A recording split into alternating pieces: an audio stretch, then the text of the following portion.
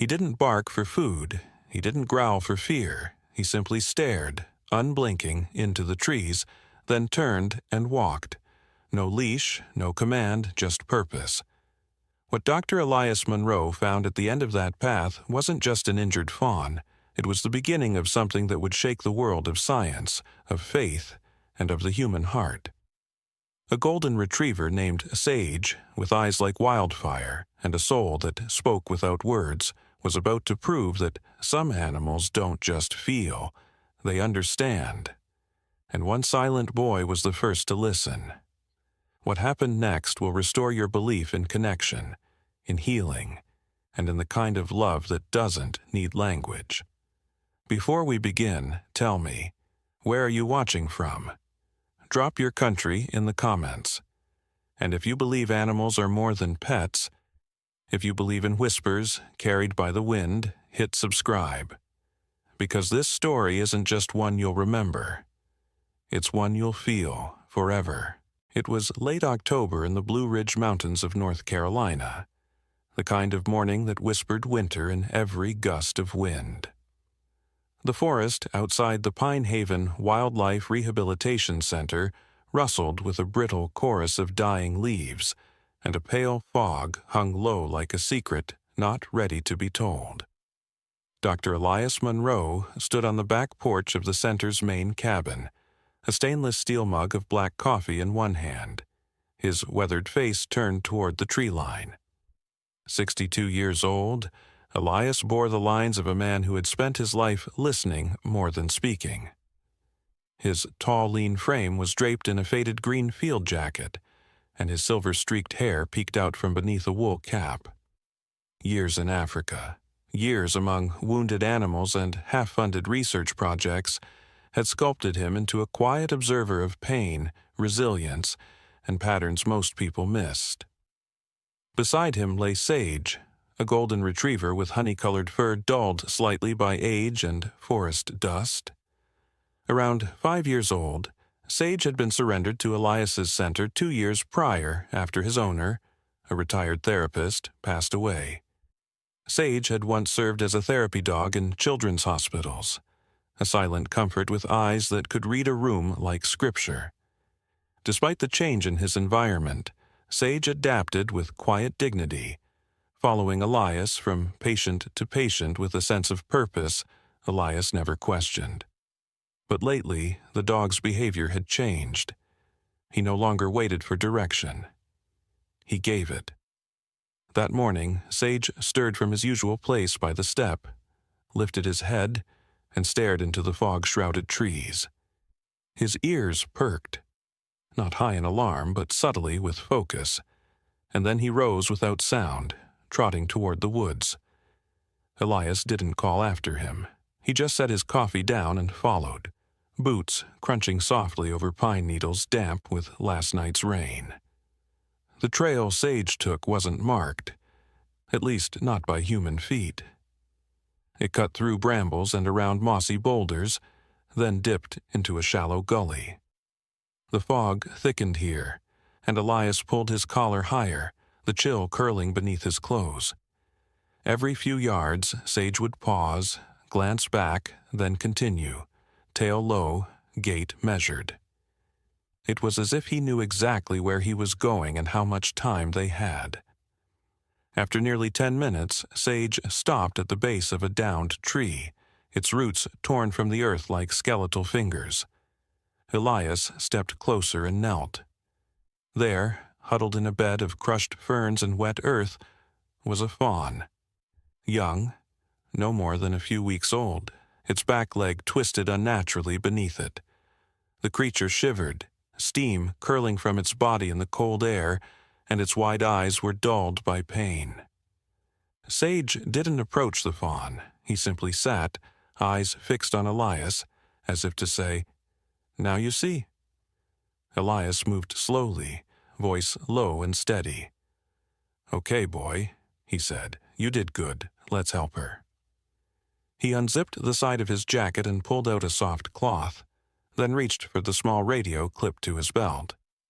"Sarah, I need the mobile kit at the old sycamore gully. We've got a fawn, hind legs bad. bring the tarp stretcher. Sarah McConnell was the center's assistant vet technician. In her early 40s, she was tall and angular, with auburn hair perpetually tied in a tight bun and dark eyes that rarely blinked twice. She spoke little to most people, but could soothe a screech owl with one hand while splinting a raccoon's leg with the other. Years ago, she'd worked in emergency medicine for humans, but after losing her younger brother in a hunting accident, she'd quietly shifted to animal care. She arrived within minutes, breath visible in the cold, her canvas pack slung over one shoulder. Together, they lifted the fawn onto the padded stretcher. The animal whimpered, but did not resist. Elias noticed Sage watching the entire procedure, his tail still, his breath slow. Not once did he bark. Not once did he flinch. Back at the center, as Sarah began treatment, Elias sat on the porch again. Sage curled up beside him but didn't close his eyes. He was still listening, still waiting. A pickup truck crunched up the gravel driveway just before noon. Out stepped a woman in her late 30s, shoulders slightly hunched from years of quiet burden, eyes tired but gentle. Her name was Megan Taylor, and from the passenger seat emerged a small boy in a red flannel shirt and jeans that looked a size too big. His dark brown hair was tousled, his eyes large and watchful beneath long lashes. His name was Liam, 9 years old, and he hadn't spoken a word in almost 6 months. Megan approached Elias with the hesitance of someone who had made many brave choices out of desperation. "Dr. Monroe, I'm here for the program, the one for kids with trauma." Elias nodded. "You found the right place." Liam didn't look at Elias. He didn't look at Sarah or the deer resting beneath heat lamps inside. He looked at Sage. The golden retriever stood, walked to Liam, and sat in front of him. For a long time, neither moved. Then, quietly, Liam extended a hand and touched Sage's ear. Elias caught the motion out of the corner of his eye and said nothing.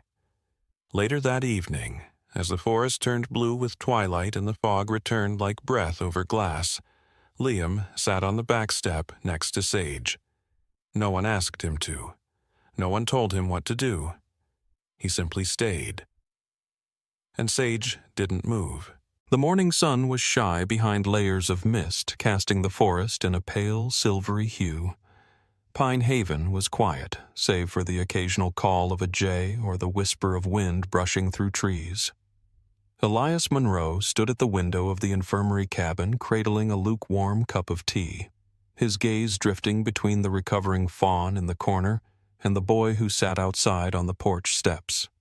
Liam, arms wrapped around his knees, eyes fixed on the dog beside him. Sage sat upright, his golden coat brushed by the breeze, unmoving but alert. It had been 2 days since the fawn rescue, and already something had shifted. Sage now followed a rhythm separate from Elias's cues, waking earlier, waiting by the door, then leading subtle walks along the tree line as though on a schedule no one else understood. Elias set his cup down and stepped outside. "He's been doing that a lot lately," he said, not really expecting Liam to answer. The boy didn't flinch, but his fingers absent-mindedly gripped the fur around Sage's collar. Megan Taylor stood nearby, leaning against one of the porch's support beams. She had changed since arriving, her posture softer, though the weariness never left her eyes. "He sits like that every morning now," she murmured, "like he's waiting to be told something." At breakfast, Sarah brought in a tray of oatmeal and fruit. The way she moved, precise, unhurried, had become routine around Pine Haven. She placed the tray gently on the counter, her long frame stooping slightly to pour coffee into Elias's thermos. Radio picked up a weather alert, she said. "Light frost coming in tonight. We might need to prep the nocturnal cages." Elias nodded but didn't reply. He was still watching Sage.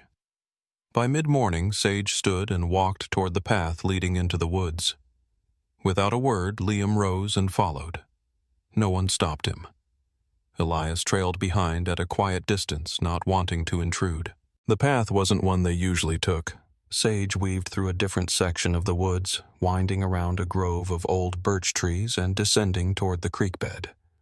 Liam kept pace with silent, measured steps. His jacket was too large, the sleeves nearly swallowing his hands, but he moved with surprising grace for someone so closed off. Sage stopped near a fallen log, sniffing at the air before turning abruptly toward a narrow slope. A sharp screech pierced the calm, a high, desperate sound. Liam flinched. Sage barked once, a sharp, commanding sound. Elias picked up his pace boots, sinking into the damp earth. Wedged between the branches of a thorn bush was a small, gray-feathered creature. A juvenile barred owl, its wing caught tightly in the brambles. It thrashed weakly, wide eyes panicked and beak parted as it tried to twist free. Sage didn't approach. He simply sat and stared at Elias. "You've got to be kidding me," Elias whispered more to himself than anyone. He crouched near the owl, careful not to startle it further. "Sarah, bring the leather gloves and small cage coordinates coming," he said into his radio, trying to keep his voice steady. Liam took a step forward. Will it die?" His voice was hushed, cracking from disuse. Elias turned slowly. Liam's lips barely moved, but the words were there. He didn't respond right away. Instead, he looked at Sage, who was now watching Liam instead of the owl. "Not if we move carefully," Elias said finally. When Sarah arrived, her eyes narrowed. "Second one this week." She handed Elias the gloves and a small towel to wrap the owl once it was freed. Her voice was as dry as autumn leaves, but her hands moved with surprising gentleness. They worked quickly, Sarah holding the branches aside while Elias eased the owl's wing free. The bird cried once, then went still, exhausted. "Another coincidence." "Huh?" she said, arching an eyebrow. "Sage leads us to another one." Elias didn't answer. He was watching Liam, who was watching Sage. The boy's lips moved again barely, but this time Elias heard it. He knew. The words hung in the space between them. Simple, certain. They returned to the center slowly. Liam walked beside Sage, his fingers brushing against the dog's back with every few steps. The owl, now bandaged and resting inside a temperature-controlled crate, let out an occasional soft hoot. That evening, Elias sat in his office with an open notebook before him. He didn't write yet, just stared at the page. The phrase kept repeating in his head. He knew. He looked at Sage lying by the door, eyes open but peaceful. No agitation, no performance, just presence. Elias picked up his pen. Subject Sage. Incident log, second guided rescue. Pattern emerging. Possible behavioral anomaly beyond conditioning. He paused, then crossed it out. He turned to a new page and wrote only one line. Not a behavior. A decision. Outside, Liam sat again on the porch. The stars above blinked through the tree canopy like watchful eyes. Sage moved beside him, and the boy leaned his shoulder into the dog's side. They said nothing, but something had been said, and something had been heard. The crisp scent of pine was stronger that morning, sharpened by an overnight drizzle that had left the forest floor damp and glistening. Mist clung to the lower branches like ghostly ribbons, and the early autumn chill clung to every breath. Dr. Elias Monroe stood on the deck of the main cabin, adjusting the sleeves of his wool sweater as he watched Sage once again rise before anyone else. The golden retriever stretched slowly, his muscles fluid beneath the sheen of his honey-colored coat, then turned his head toward the tree line and waited. It was becoming a pattern. Sage no longer merely accompanied Elias, he led him. And today, Elias didn't hesitate. Liam, he called gently. The boy was already outside, his sketch pad tucked under one arm, a pair of beat-up hiking boots far too big for his thin ankles. At 9, Liam had the stature of a child who'd grown faster in thought than in bone. His shoulders were narrow, but he carried an intensity in his eyes that made him seem older. Without a word, he nodded and fell into step behind Sage as the dog padded into the forest. Elias followed, noting the silence of the woods. Even the birds seemed to know not to interrupt whatever this was. They walked for nearly 20 minutes deeper than before. The terrain changed, less underbrush, more rock outcroppings. The pine canopy overhead thickened, casting dappled light and echoing every footstep. Finally, Sage slowed. His body tensed, not in fear, but in reverence. He stopped near a small outcropping where the land dipped into a narrow cleft between two ancient stone ridges. At the base was a shallow cave half hidden by hanging vines and moss. Sage sat. His tail didn't wag. He made no sound. Elias knelt beside him, peering into the shadowy opening. A low guttural sound emerged, soft but clear. Not a growl, but a groan.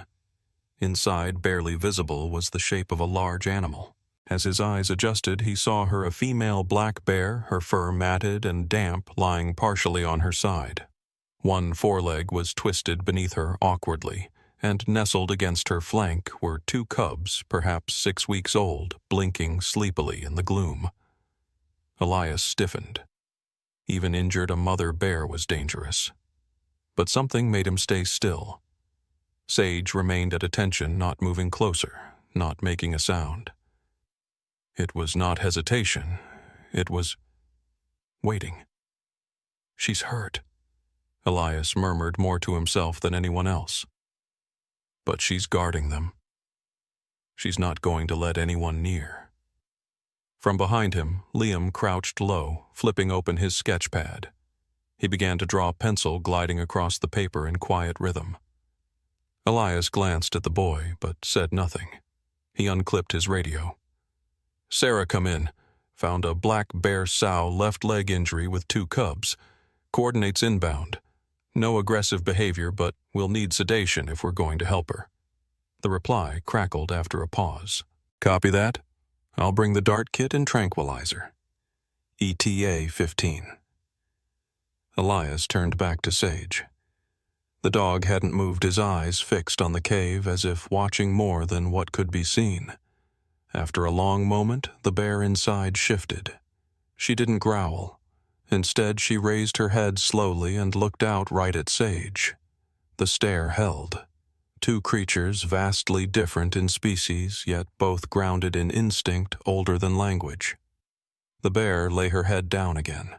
Her breathing was labored, but she made no attempt to rise or snarl. Sarah arrived quickly, her long legs striding over rocks with practiced ease. She wore a navy windbreaker, her auburn bun slightly undone, giving her an almost wind-worn look. She stopped short when she saw the bear, but didn't speak.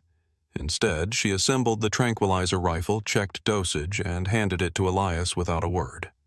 He nodded in thanks. "Keep an eye on the cubs," he said. Elias knelt, lined up the sight, and aimed for the bear's flank, far from the cubs, far from the heart. He pulled the trigger. The dart hissed, and the bear flinched but didn't cry out. Then they waited. 10 minutes passed. The mother's eyes fluttered, her breathing slowed. Elias and Sarah moved in carefully. Liam stayed behind, still sketching. Sage didn't follow. He remained just outside the cave, alert and calm. The injury was serious, a deep laceration along the leg, likely from a trap or sharp rocks. Infection had begun to set in. With gentle hands, Sarah cleaned the wound, flushed it with antibiotics, and applied a temporary bandage while Elias checked her vitals. The cubs stayed close to their mother, trembling but quiet. Once they were done, they backed away, watching the mother's chest rise and fall in steady rhythm. She would recover, but not without pain. Elias left a small sensor collar loosely on her neck, just enough to monitor her for the next few days. As they packed up, Liam walked forward and held out his sketch pad. Elias took it. On the page was a stunning depiction of the scene, the bear curled around her cubs, the dim cave lit by filtered light, and Sage sitting silently outside like a sentinel. Beneath it, in Liam's neat block letters, was the title, He Waited. Elias swallowed hard. That night back at the cabin, Liam pinned the drawing to the wall beside his bed. Around it were others, one of the owl, another of the fawn, each marked with tiny red flags. Part of what Sarah noticed had become Liam's rescue map. "Looks like someone's documenting us better than the logs," she said dryly, nodding at the growing collection. Elias smiled, but his eyes lingered on the picture of Sage. The dog was lying by the fire now, one eye half closed, but Elias could still feel that cave air, the way it had stilled around them like a sacred breath. There were echoes in the pine, and Sage could hear them. The morning air carried a chill sharper than the days before. Frost clung to the grasses at Pine Haven, painting the earth in silvery veins that crackled underfoot. The forest stood still, its breath held between seasons. Inside the main cabin, Elias Monroe stirred honey into his tea with slow circles, his gaze drifting through the window toward the pines. There was a stillness today that felt less like peace and more like waiting. Liam sat cross-legged near the fireplace, his sketchbook in his lap. The boy had grown more expressive, though words were still rare. He drew with a focus that felt surgical, his pencil always sure, his brows furrowed with silent intensity. His latest drawing was of the mother bear from the cave, her eyes rendered with careful shadows, and Sage's figure just outside the frame, like a guardian spirit. Sage lay nearby, head resting between his paws, but Elias could sense it, that quiet awareness humming beneath the surface. He was listening. The old clock on the wall chimed 7:00 a.m. Without a sound, Sage stood. His ears twitched and he turned toward the back door. Elias sighed and reached for his coat. "Let's go, boy." Liam rose too, clutching the small folded page he'd been holding all morning. It was a letter written in his uneven but earnest handwriting. Dr. Conway, a visiting child psychologist who'd stopped by the center once a week, had given him the idea. If you can't talk to people, yet try talking to Sage. The letter wasn't long, but its words were weighty. I don't really remember what safe feels like, but next to you it's close. He slid the paper into his jacket pocket and followed them out. The trail Sage took was unfamiliar again. It branched off an old hunting path that hadn't been used in years, weaving deeper into the western slope. The air grew colder as they descended into a basin where sunlight struggled to reach. The silence was thicker here, broken only by the rhythmic crunch of leaves beneath their boots and Sage's quiet breath. Then a sound. A low, mournful howl, not from Sage, but from beyond the hill. Sage froze, ears up. Then he lifted his head and howled a long, deliberate call that echoed through the pines like a question posed to the wild. Elias slowed. That's not normal. They followed the direction of Sage's call until they reached a shallow ravine, its bottom thick with mud from recent rains. The scent hit first earthy and sour, tinged with fur and fear. As Elias crept closer to the edge, he saw them. 3 young coyotes, no more than a few months old, trapped in a thick patch of marshy sludge. Their legs sank to their bellies in the mire, and their whimpers rose weakly into the morning air. Their mother was nowhere in sight. Sage stood at the ridge, his low eyes fixed on the trapped pups. He didn't bark. He howled again, same pitch, same length. This time it felt like a call for help. Elias pulled his radio. "Sarah, it's Elias. We've got a situation. 3 juvenile coyotes caught in mud, possibly abandoned. Bring slings, towels, and the thermal wraps. You'll need waders." The reply came with a hint of worry. "Coordinates," Elias gave them. Then he looked to Liam. "Stay up here, all right? Keep an eye out." The boy nodded, but his eyes were on Sage, who now paced back and forth along the ravine's edge, as if trying to communicate urgency.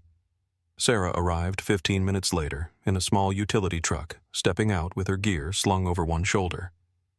"Coyotes now," she muttered as she adjusted the straps of her chest-high waders. Feels like the whole forest's filing a distress report. She noticed Liam standing nearby with a folded paper in hand.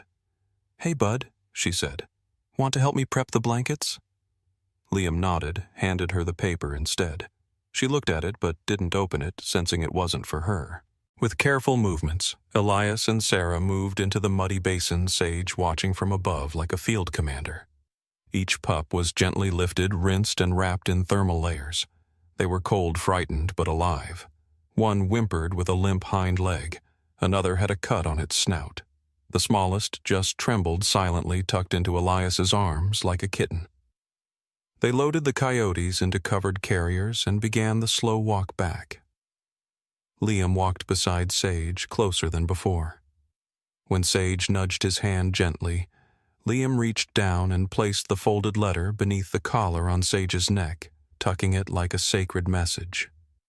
That night back at the cabin, Elias tended to the pups with Sarah's help. They moved quietly, rotating heat packs and checking vitals. Elias couldn't shake the feeling that Sage's howls had been more than mimicry. They were timed, measured, and effective, like a signal crafted with intent. Liam entered the infirmary as they finished holding another drawing. This one was of 3 small figures in the mud with Sage's silhouette above them on a ridge. Beneath it, he'd written, "The call that brought them home." Sarah read it aloud, then looked at Elias. "You ever known a dog who could coordinate rescues?" Elias replied quietly, "I don't think he's coordinating. I think he's translating." Later that evening, Sage lay on the porch and Liam curled beside him, blanket over his legs. The wind had picked up. Coyotes, healthy ones, now howled in the distance. But Sage didn't answer this time. His message had already been delivered. The wind came before the rain, low and guttural, shaking the high pine branches like a warning whispered through the canopy. At Pine Haven, the storm was expected, but not at sudden intensity. Dark clouds swallowed the ridgelines as noon bled into gray, and the usual birdsong had gone silent. Elias Monroe stood in the supply shed organizing crates of thermal wraps and emergency gear with quick precision, his brow furrowed beneath his rain-damp hat. "Radio says gusts up to 50 miles an hour tonight," Sarah reported, appearing in the doorway. Her windbreaker flapped violently in the wind, and her normally controlled auburn bun had come undone, wild strands sticking to her damp cheeks.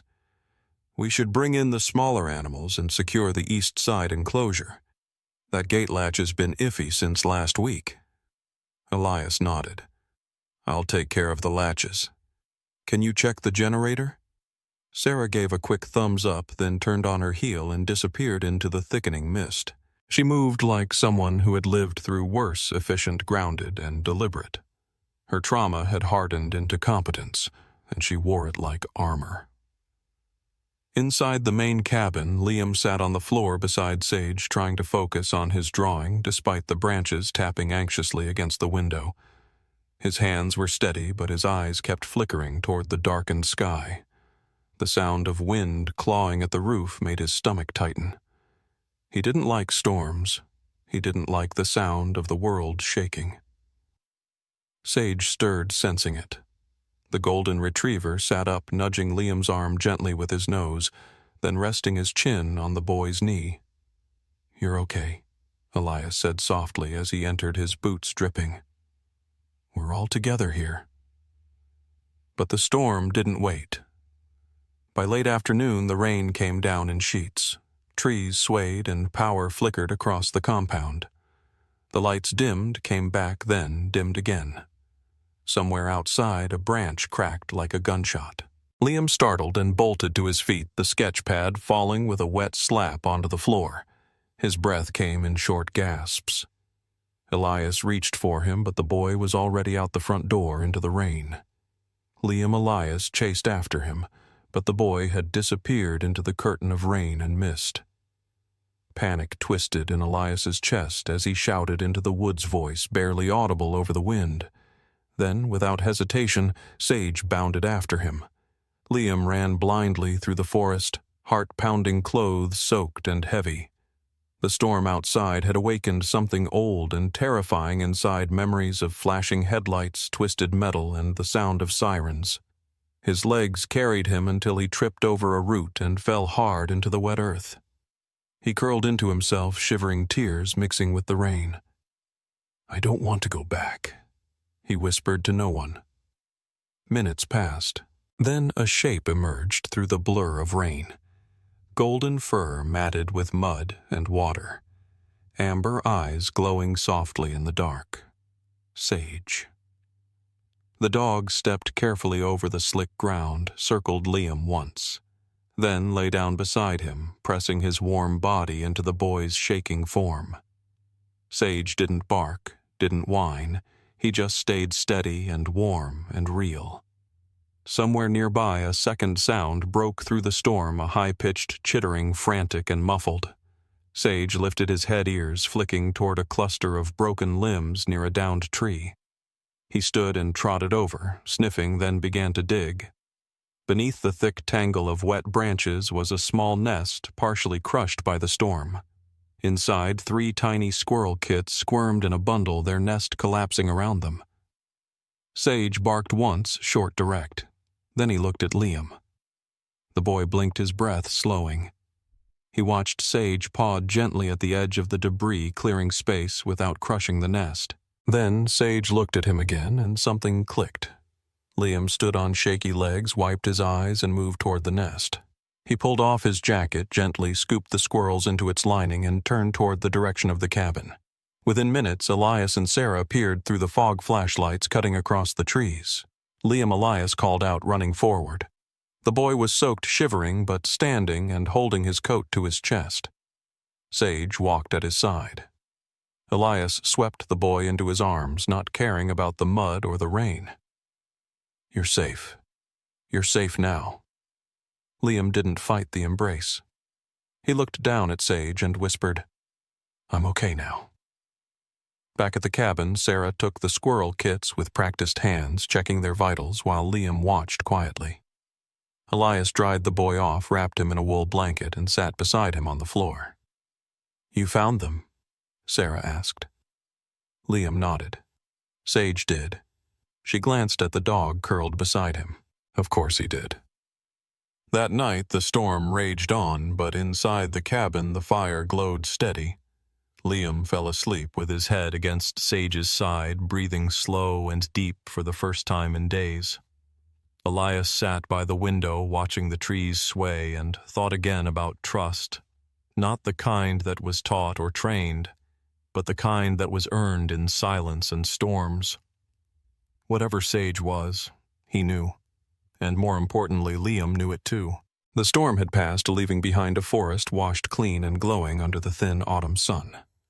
Pine needles sparkled with leftover rain, and the air was crisp with the scent of wet earth and wood smoke.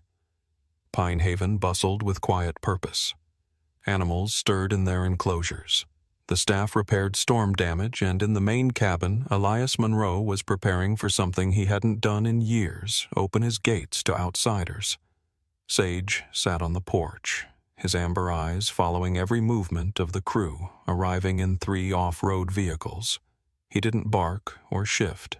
He simply watched, calm and steady.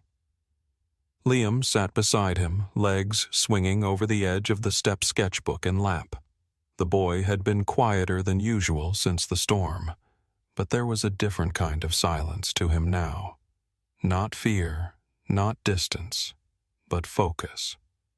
The first vehicle door opened and out stepped Dr. Gwen Teller, a behavioral ethologist from the University of Vermont. In her late 30s, Gwen was sharp-eyed and brisk with tightly curled black hair pinned into a bun, round glasses, and a padded vest stuffed with notepads, tags, and sensor gear. She moved with a confidence that made her presence felt before she spoke. "Dr. Monroe," she greeted as she shook Elias's hand. "Thanks for the invitation. The field notes you sent were unusual." "They were accurate," Elias replied. "He's different." Behind her, 2 assistants unloaded cameras, audio recorders, and monitoring tools. One of them was Jonah Reyes, a lean, soft-spoken graduate student with a slight limp from an old climbing injury. He had an easy smile and a quiet curiosity that made animals and children trust him. The other, Priya Banerjee, was younger, whip-smart, and skeptical with dark eyes that seemed to analyze everything twice before believing it once. As introductions wrapped, Sage rose and walked down the steps straight to Gwen. He stopped a foot away, looked her in the eye, then turned and trotted toward the northern trail. Gwen blinked. Was that? That means follow him, Elias said. You'll learn faster that way. Liam stood hugging his sketch pad to his chest. Gwen glanced at him. You coming, kid? He doesn't go without Sage, Elias said with a smile. And Sage doesn't go without him. The group followed the dog into the woods, stepping carefully along the narrow leaf-strewn path. Gwen activated her recorder and muttered notes into it. Subject exhibits intentionality in movement, responsiveness to human eye contact, and demonstrable cueing behavior. They reached a clearing where days earlier the coyote pups had been rescued. Sage walked a slow circle, sniffed the old mud trail, then sat in the center of the space and looked directly at Gwen again. She stared back, then turned to Jonah. Did you catch that eye shift? Twice he nodded. Deliberate. No environmental stimuli.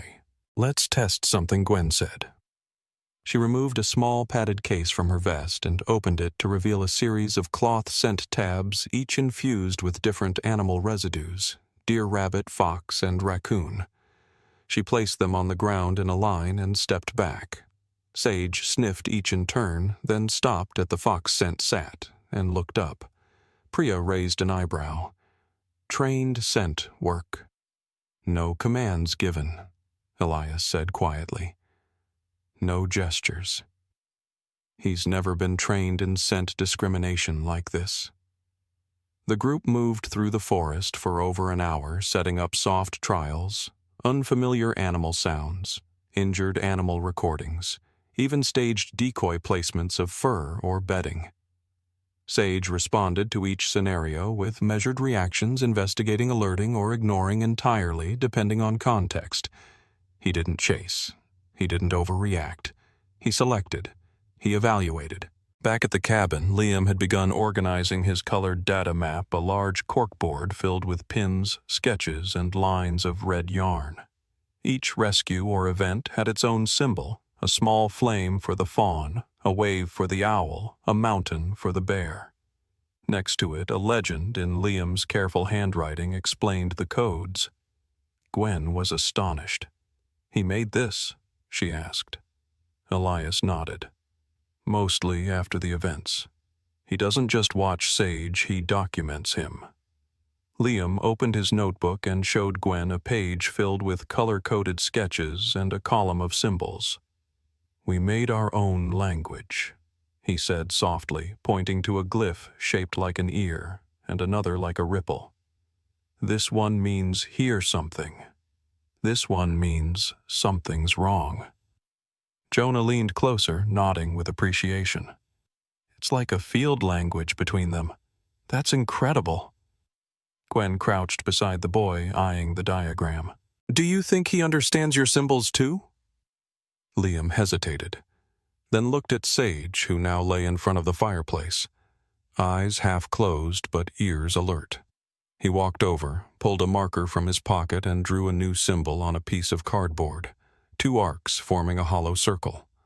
Then he set it beside Sage and waited. Sage opened his eyes, looked at the symbol, then stood up, walked to the door, and sat, tail thumping once. Liam turned back to Gwen. That one means go together. She sat back on her heels, stunned. By evening, the group gathered around the dining table, laptops, open notes, scattered footage replaying. We're documenting not just communication, Gwen said, but interspecies partnership. It's more than training. Priya admitted. It's intentional, interpreted, reciprocal. Elias smiled as he watched Liam quietly pin another drawing to the rescue board. It showed Sage standing at the center of a circle filled with animal silhouettes.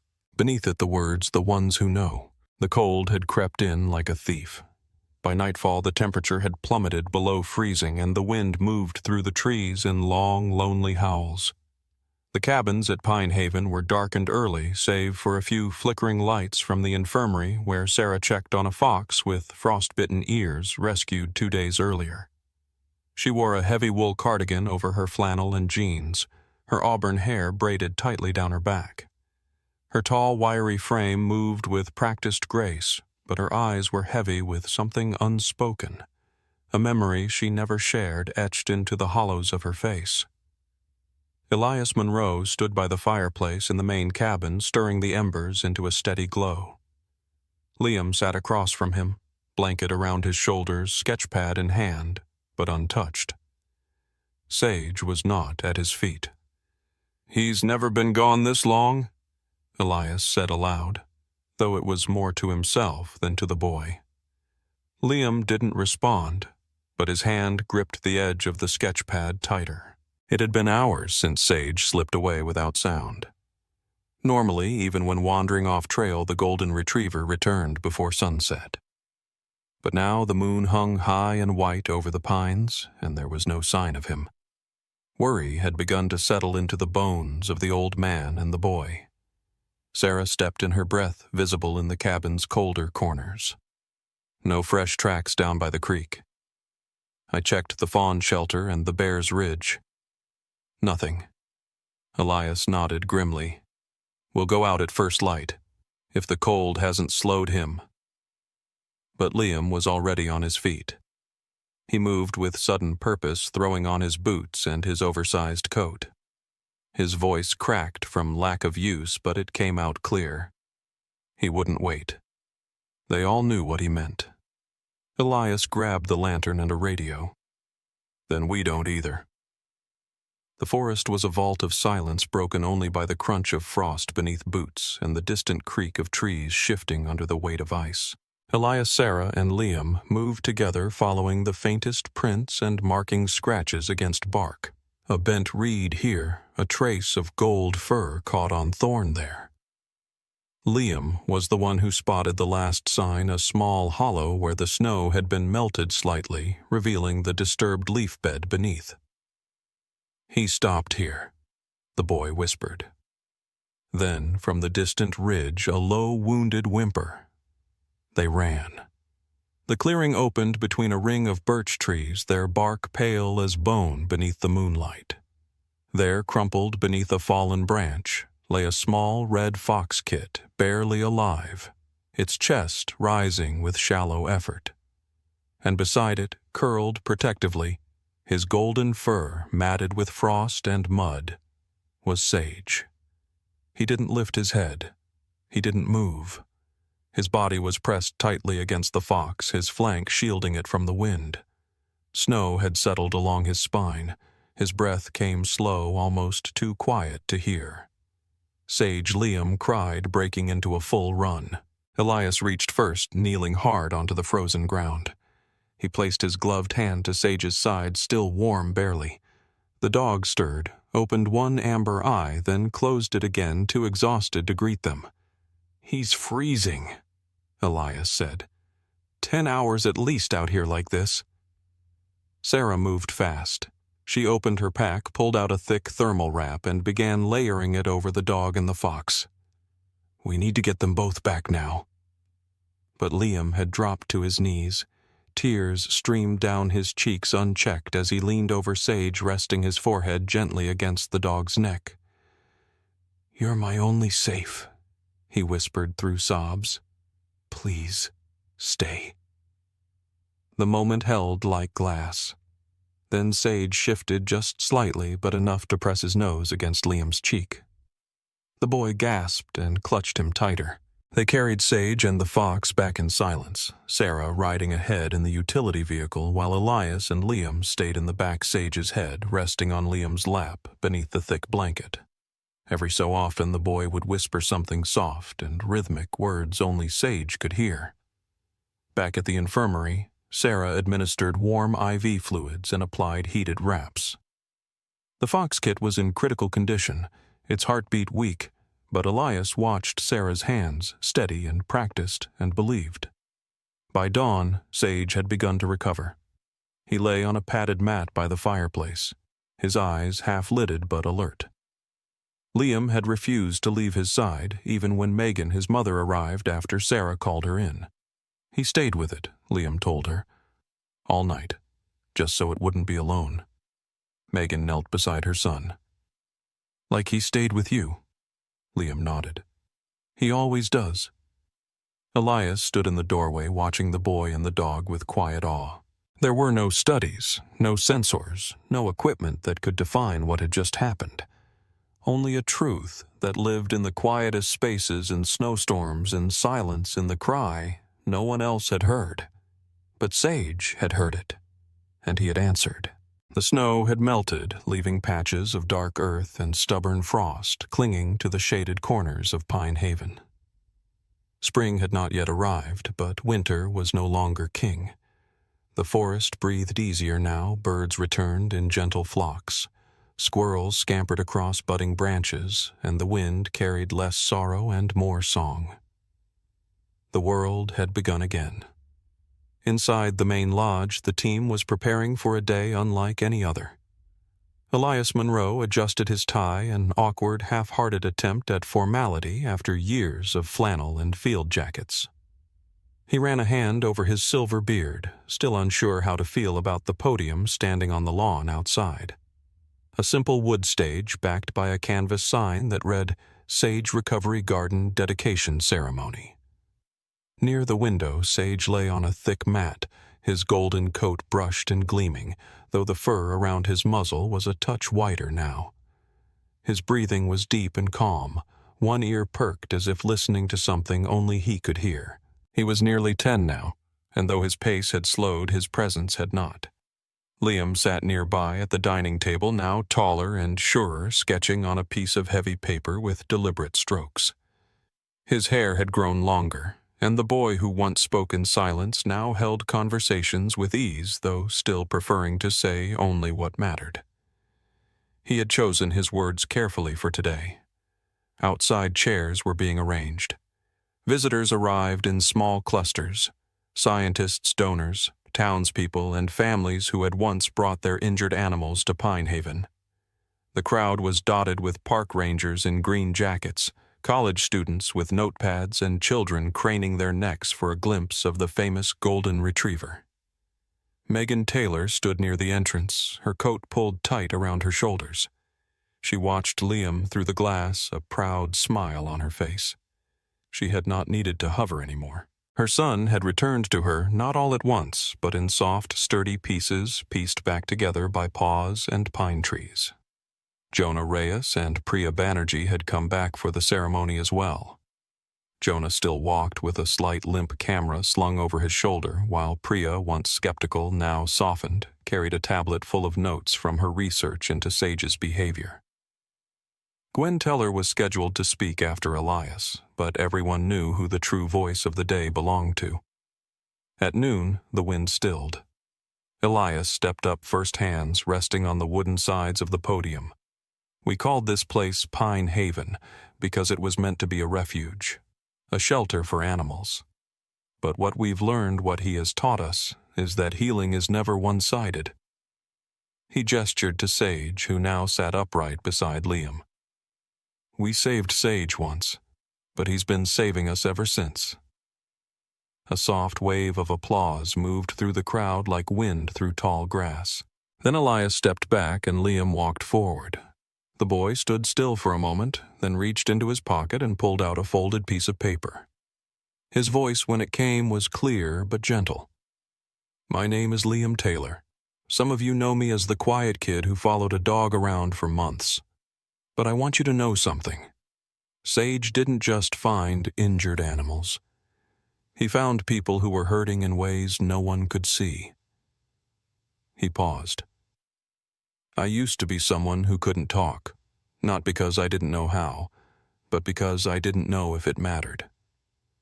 He looked at Sage, but he listened. Before I said a word, he listened.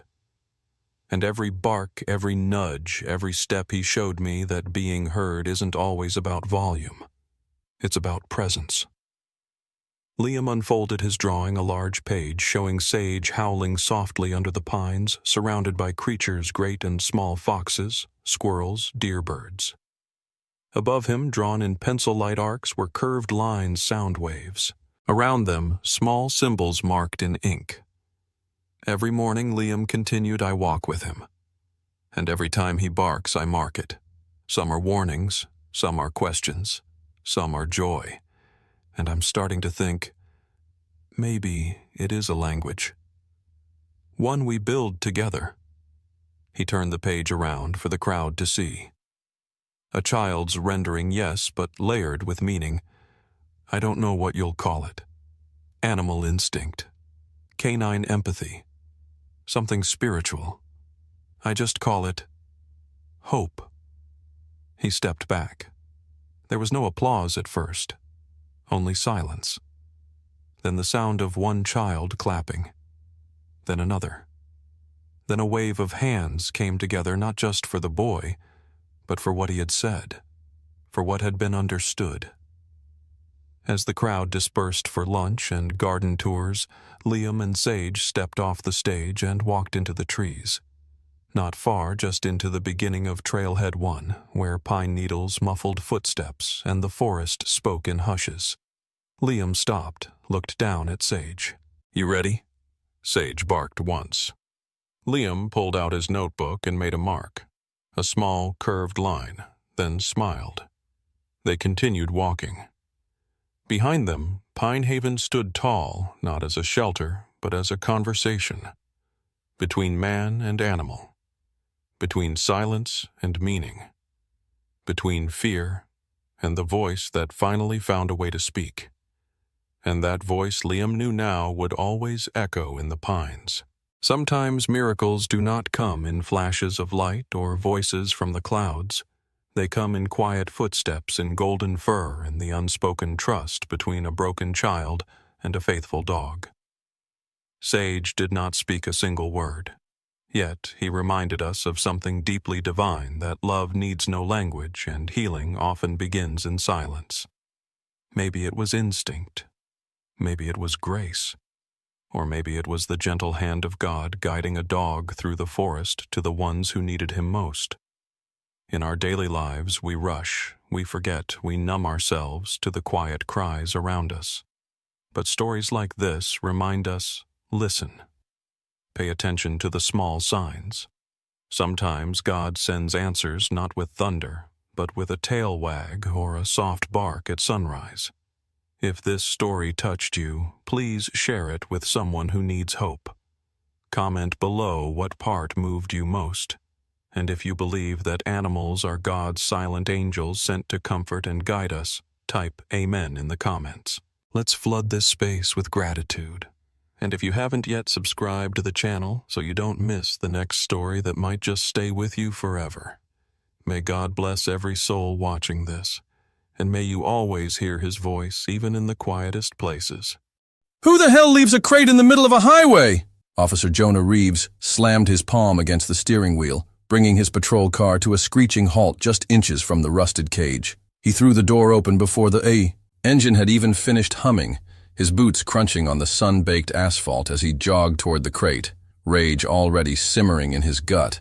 At first, he thought it was empty, just another piece of roadside trash. But then, he heard it, a whimper, fragile, broken, and steady like someone crying quietly into their hands. He dropped to his knees, squinting through the grime-caked metal bars. A puppy, a German shepherd, pup, no older than a few months, curled tightly into the corner of the cage. His body trembled with every breath, his eyes wide but alert. Jonah's heart clenched. But then something strange caught his attention.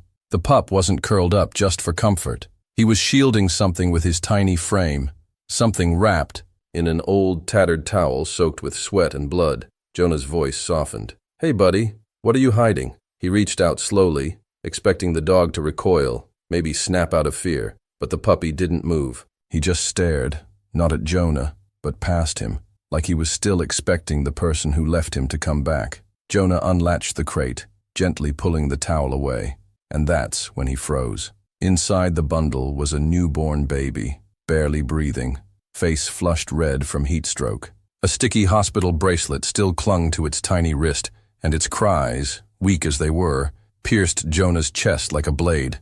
His hands moved faster than his thoughts. He grabbed the radio clipped to his chest. "Dispatch, this is Unit 17. I need an ambulance on Highway 49 near mile marker 213. Infant found abandoned, barely breathing. And send animal control, but tell them the dog stays with me." The radio crackled, but Jonah didn't wait. He ripped his jacket off and cradled the infant inside it, glancing back at the pup, who was now trying to drag himself closer to Jonah, legs wobbling like they could barely hold his weight. "You little hero," Jonah whispered, eyes burning. "You didn't leave him, did you?" In the minutes that followed, traffic backed up in both directions. Horns honked. People slowed down, heads out of windows, trying to understand what was going on, but no one could explain it. A puppy, a baby, a rusted crate in the middle of a highway. When the ambulance arrived, Jonah refused to let them take the baby without the dog. "He stays," he said firmly. He guarded that child like his own. The paramedics exchanged confused glances, but something in Jonah's tone silenced all protest. Later that night, in the flickering lights of St. Anne's Medical Center, the story began to unfold. The hospital bracelet was traced to a young woman who had given birth 2 days earlier. No ID, no address, just a false name and vanishing footprints. Security footage showed her slipping out the back exit, the baby in her arms. Authorities were still piecing together what happened in the hours that followed, but one thing was clear. Someone had abandoned both the child and the dog, leaving them to die under the brutal summer sun. But they hadn't died, because that tiny puppy, weak and half-starved, had curled himself around a stranger's baby and refused to move, even when cars thundered by just feet away. He had barked when anyone got too close, growled at the heat, and stayed awake through the endless, deafening roar of the highway. And now, because of him, that baby was alive. That night, as the nurses wheeled the child into recovery and Jonah sat on a bench outside with the pup resting in his lap, the weight of it all finally hit him. He looked down into those tired, soulful eyes and whispered, "I don't know what your name is, but you saved a life today, and I swear you'll never be abandoned again." The hospital room was silent, except for the faint beeping of machines and the soft breathing of the newborn, swaddled in a fresh blanket. Officer Jonah Reeves stood just outside the nursery window, his arms crossed tightly over his chest, eyes locked on the tiny infant whose life had been saved in the most unimaginable way. The German shepherd puppy sat beside him, cleaner now after a gentle bath, but still visibly shaken, his ears twitching at every passing sound. The doctors had confirmed what Jonah feared. The baby had been hours away from dehydration and organ failure. If they had arrived any later, the outcome would have been very different. And yet, the pup had somehow kept the child warm enough, shaded enough, and safe enough to survive. It was nothing short of a miracle. Nurse Claire stepped beside Jonah, holding a clipboard. "They're going to keep the baby under observation for at least 48 hours. No sign of infection, just extreme fatigue, but he's responding well." Jonah nodded, still staring at the glass. "And the dog? Vet says he's underweight, dehydrated, and might have an old injury on his back leg. But it's not life-threatening. He'll make a full recovery." He finally turned to her. "Did we get any leads on the mother?" Claire frowned. "No name, no fingerprints in the system, and she used a burner phone to check into the hospital." "Whoever she is, she didn't want to be found," Jonah sighed, rubbing the back of his neck. "I've seen a lot in my years, Claire, but never a dog guarding a baby like that. Not like this." Claire gave a sad smile. Maybe he knew what abandonment felt like. That line hit harder than Jonah expected. He watched as the pup slowly laid his head on the floor, eyes still trained on the nursery window, like he couldn't relax unless he saw the baby breathing. A low, nearly inaudible whine escaped his throat whenever a nurse entered the room, as if he was asking for permission to be by the baby's side again. Later that evening, the sun dipped below the horizon and the ward grew quiet. Jonah sat on a bench outside with the pup curled beside him. He had named him Rusty, partly because of the cage he'd been found in, and partly because of the reddish hue in his otherwise ash-colored fur. A sharp knock on the precinct office door the next morning interrupted Jonah's coffee. It was Detective Miriam Walsh, sleeves rolled up, hair tied in a messy bun, carrying a file that looked far too thin to be promising. "We might have something," she said, dropping the folder. On his desk, Jonah flipped it open. Inside were blurry images from nearby traffic cams. A sedan slowing near the shoulder around 3:12 a.m., the faint outline of a person stepping out with what looked like a small crate. No plates? Covered. "We're checking surrounding businesses to see if anyone had outside cameras facing the road." Jonah frowned. "Why the crate? Why the dog and the baby together?" Miriam shrugged. Maybe she thought someone would stop faster for a dog. Or maybe the dog was the only protection she could leave the baby with. Jonah closed the folder and leaned back in his chair, eyes drifting to the sleeping pup curled under the desk. Well, whatever her reasons, she left them both to die. That afternoon, Jonah did something he hadn't planned. He took Rusty to a nearby foster home, not for people, but for working dogs. The place, run by a former K-9 handler named Travis Holt, specialized in rehabilitating abandoned or mistreated dogs and giving them structure again. As soon as Rusty stepped onto the grounds, his ears perked up. He sniffed the air, watched the other dogs train, and even wagged his tail. Barely, but it was there. "He's got fire in him," Travis observed after a few minutes. "You can see it in the way he watches. He's alert, smart, probably been through hell." Jonah nodded. "Think he could be trained?" Travis smiled. "If he trusts again, yeah. This one could be something special." But that trust didn't come easily. For days, Rusty remained hesitant, flinching at sudden sounds and barking wildly at anything unfamiliar. He ate in silence, slept in corners, and refused to interact with other dogs. But every time someone showed him kindness, like a treat, a soft command, or just a hand held still near his snout, he moved a little closer, as if testing whether this time it was safe. Meanwhile, the baby, now named Elijah by the nurses, was recovering quickly. Social services had begun searching for a suitable foster family. Jonah visited every day, bringing Rusty once a week, each time standing a little closer to the crib. And though Rusty never made a sound during those visits, he always looked at the baby with the same quiet intensity, as if silently checking that Elijah was still alive. Then came the day that changed everything. During a routine training drill, one of Travis's dogs panicked near the road and slipped free. Rusty, watching from a distance, suddenly bolted, not in fear but with intent. He reached the dog, barked twice, then positioned himself between the road and his companion, head, low, body tense. Travis blew his whistle, and to everyone's surprise, Rusty backed away, slowly, but obediently, controlled, focused. Jonah, watching from the sidelines, didn't say anything for a long moment. Then he whispered, "He's ready."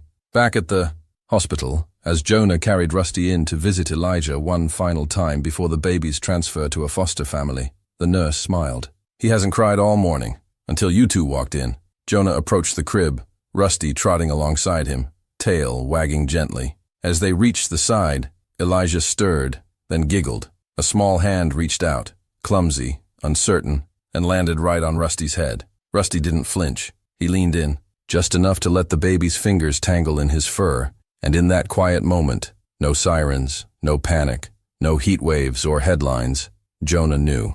These two had survived something together, something most people wouldn't understand, but they did, and somehow that was enough.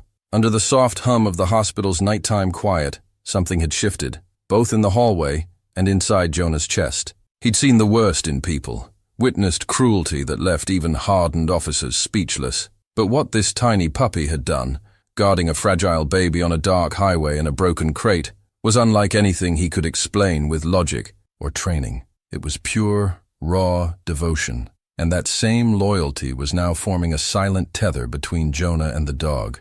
Rusty had finally stopped trembling. He sat beside Jonah's feet, tail gently brushing the floor, eyes occasionally glancing toward the nursery door as if counting the seconds until he could check on Elijah again.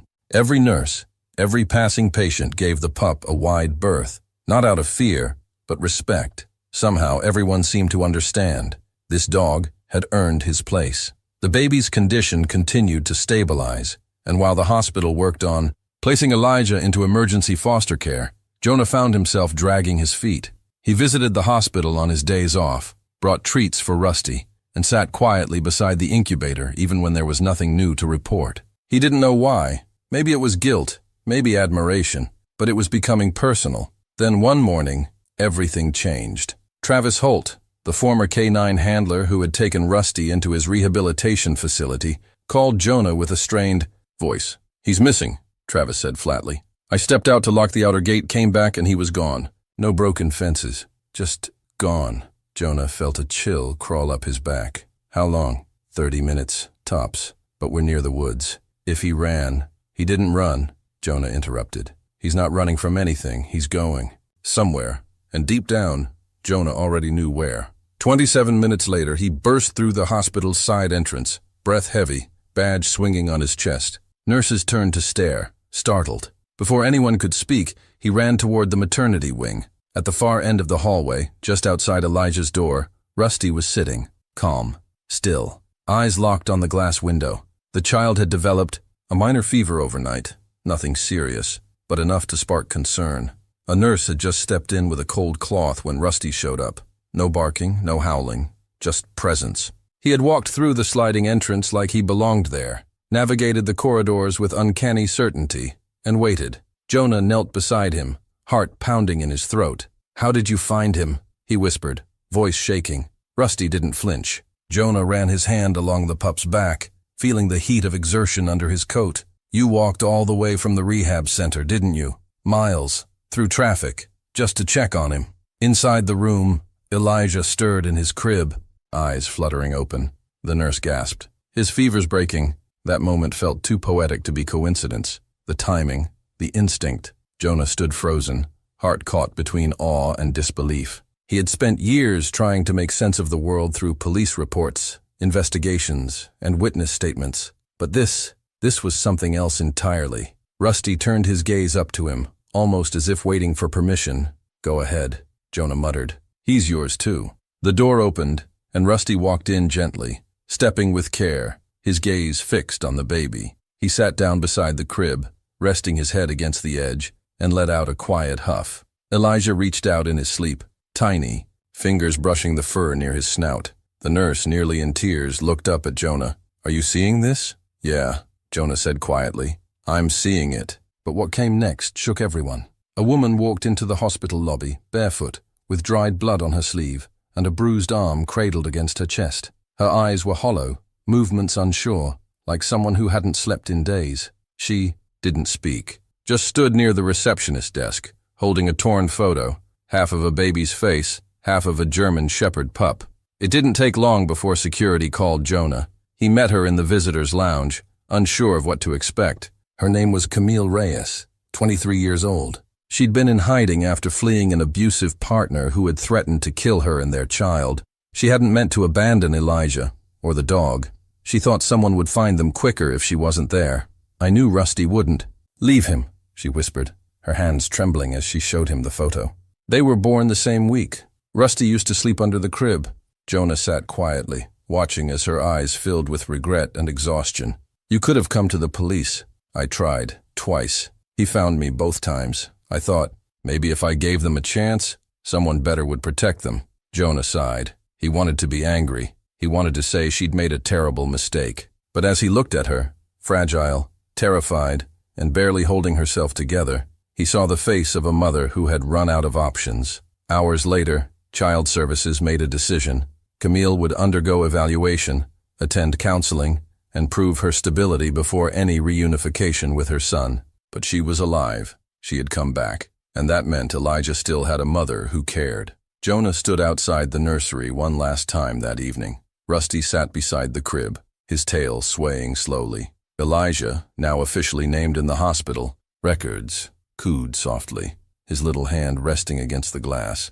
And in that moment, Jonah realized something. Maybe Rusty wasn't just protecting a baby. Maybe he was giving everyone around him a second chance. The hospital had never felt so alive, yet so tense. Word of Rusty's instinctive arrival, followed by Elijah's miraculous fever break, had quietly made its way through the maternity wing like wildfire. Nurses who usually shuffled past with tired smiles now paused, placing gentle hands over their hearts as they glanced at the baby's room. Doctors who normally kept to their rounds stood a little longer, as if trying to make sense of something science had no chart for. Jonah, though trained in fact over feeling, sat quietly on a bench just outside, replaying everything. Rusty was no longer just a stray. He was no longer a discarded dog in a crate on a highway. He had become something else entirely. A guardian. The kind stories are written about. The kind people don't believe until they see it with their own eyes. And Jonah had. He saw how the pup refused to budge from the glass window. How he didn't bark, didn't growl, didn't whimper, only waited. Something deeper than loyalty was at play. Something older. By evening, Camille Reyes was still being evaluated in a private room. But she'd asked one thing through the nurse. Just one. She wanted to see her son. Not hold him, not take him, just see him.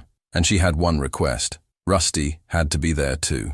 Jonah wasn't sure why he agreed. Maybe it was the haunted way she had walked in earlier, clutching that torn photo like a lifeline. Maybe it was the way Elijah reached for Rusty in his sleep. Maybe it was the way Rusty had come back, not for safety, but for that baby. Whatever it was, it tugged at something in him he hadn't felt in years. The hospital arranged a quiet meeting room. No lights overhead, just a soft floor lamp and a rocking chair beside a glass bassinet. Camille was wheeled in slowly. Her arms were still bruised. Her left hand trembled as it reached out, hesitated, and then stopped just short of the bassinet. She stared at Elijah, her mouth silently shaping his name. Rusty padded in behind her, sniffed the air once, and then gently stepped forward, placing himself right beside the rocking chair. He looked up at her. For the first time, Camille didn't look afraid, not of Rusty, not of herself. She slowly leaned down and placed her hand on his head. No one moved. Jonah stayed in the hallway, watching through the glass. He saw the tears spill from her eyes, saw her press her forehead to the baby's chest without picking him up, saw her whisper something only Rusty could hear. The dog stayed still. Only his tail thumped once. It was quiet, and it was enough. That night, as Jonah sat in his car, Rusty curled up in the passenger seat beside him, a realization began to take hold. He hadn't just watched a mother come back. He hadn't just seen a dog defy logic to protect a child. He had witnessed something pure, something unfiltered by duty or protocol. The next morning, the hospital social worker pulled him aside. Camille's story checks out. Her injuries, her disappearance. She really was running. She did leave the child and the dog on the highway, yes, but in a place she hoped someone would find them. She had called the emergency tip line that same night, from a blocked number. We found the recording. Jonah stood silent, jaw tight. And now? She's entering a recovery shelter. Supervised visitation with the baby is the next step, but the woman paused. There's a petition being filed about the dog. He narrowed his eyes. What kind of petition? To classify Rusty as a certified emotional support animal for Elijah. That hit Jonah harder than he expected. It made sense. The way the pup protected him. The bond already forming between them. Jonah nodded slowly. What about his ownership? That's what's complicated, the social worker replied. Technically, no one has claimed him. No microchip. No adoption records. You've been listed as the temporary guardian. Jonah looked through the window toward the recovery unit. Rusty was lying under Elijah's crib again, head resting on his paws, eyes closed but ears alert. I don't need paperwork, he muttered. He's already made his choice. That evening, Camille had one final meeting with Jonah before being transferred to her shelter. She didn't ask for anything. Instead, she offered something unexpected. You should keep Rusty, she said, softly. Not because I don't want him, but because I think he was waiting for someone like you. Someone who can protect them both. Jonah opened his mouth to speak, but no words came out. He simply nodded, emotions choking his throat. Outside, the sun dipped low behind the city skyline. Inside, the hospital lights glowed soft and golden. Rusty lifted his head, sensing movement, and let out a quiet huff as Jonah entered the room. Once more. He walked over, knelt beside the pup, and ran his hand gently over his back. Elijah gurgled from his crib. Rusty responded with a low, comforting whine. It was more than a rescue. It was the beginning of a family no one saw coming. And it all started with a forgotten crate on a dark highway, and a dog who refused to walk away. Jonah hadn't expected the courtroom to feel so suffocating. The fluorescent lights above buzzed faintly, as if trying to fill the silence, but they couldn't drown out the tension pressing on everyone's chest. In the middle of the room sat Camille Reyes, hands folded tightly in her lap, her eyes focused on nothing in particular. Just to her right, in a quiet corner near the exit, Rusty lay curled beside Elijah's stroller.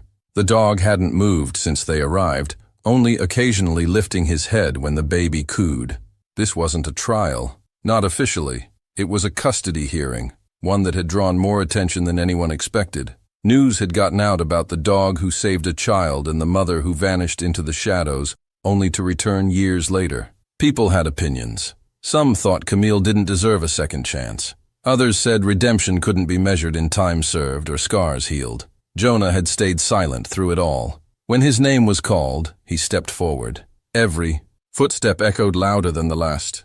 The judge, a calm woman with tired eyes and a voice that didn't betray any emotion, gestured for him to speak. Jonah didn't read from a paper. He didn't need notes. "I was the one who found the crate," he began. "Middle of a highway. Half crushed. I thought someone had dumped garbage. But it wasn't garbage. It was a puppy, barely alive, bleeding, refusing to let go of the bundle he was guarding. That bundle was Elijah." A murmur rippled through the gallery. "I carried them both to the truck. The pup didn't fight me, but he didn't stop watching. Me either." That look in his eyes. It wasn't fear. It was a question, a demand, like he was asking, "Will you protect him now?" He paused, glancing over at Rusty, who now had one paw draped over the stroller's leg. And since then, that dog has stayed by Elijah's side through everything. Through surgeries, through crying fits, through nights when the nurses couldn't calm him. "I've worked with animals my whole life. I've never seen a bond like this one." He turned slightly, facing Camille. "I know what it's like to lose your way. I know what it's like to think you're doing the right thing when the world tells you it's wrong." Camille made a choice that night. Not a perfect one, not the safest, but a desperate one. And she spent 5 years paying for that moment. But she didn't disappear to forget. She disappeared to survive. And I think she came back because she never stopped being his mother. He stepped back, heart pounding. The judge said nothing at first. Then she asked the question everyone was waiting for. "What do you believe is in the best interest of the child?" Jonah hesitated, then looked again at Rusty, then at Elijah's quiet, sleeping face. "That he stays with the only family he's known, but not without knowing where he came from." The final decision came an hour later. Camille would be granted supervised weekly visits for 6 months, followed by a re-evaluation. Elijah would remain under Jonah's guardianship, jointly registered with Camille as biological mother. Rusty? The court had no say in that, but everyone knew the answer. 3 months passed. Summer turned the hospital gardens lush and green, and Elijah had begun crawling. He'd pull himself across blankets, chasing after squeaky toys, sometimes abandoning them entirely just to collapse next to Rusty. The pup, now fully grown but gentle as ever, never left the boy's side. Their favorite spot was beneath the big oak tree out back, where birds chirped overhead and dandelions dotted the grass. Camille kept her promise. Every visit she came prepared. Books, baby food, stories, laughter. She never once tried to overstep. And Jonah began to see something unexpected. He saw healing, not just in her, but in all of them. One warm Sunday afternoon, as they sat in the backyard, Camille turned to Jonah and said, "You gave me something no one else ever did. Time to become the mother he deserves." Jonah looked at her, then at Elijah, who was now giggling as Rusty nudged a stuffed bear toward him. "No," he said quietly. "He gave us that, and he meant it." Rusty, once a nameless pup abandoned on the roadside, had become the thread that stitched 3 broken people together, not through words, not through duty, but through love, fierce, relentless, unshakable. That night, Jonah stood by Elijah's crib, watching as the boy slept with one hand curled around Rusty's ear. He thought about fate, about choices, about how something as simple as a crate on a highway could change the course of so many lives. And he realized something. Sometimes heroes don't come with badges or medals. Sometimes they come with muddy paws, a stitched-up ear, and a heart big enough to carry more than pain. They carry hope, and Rusty had carried it all the way home.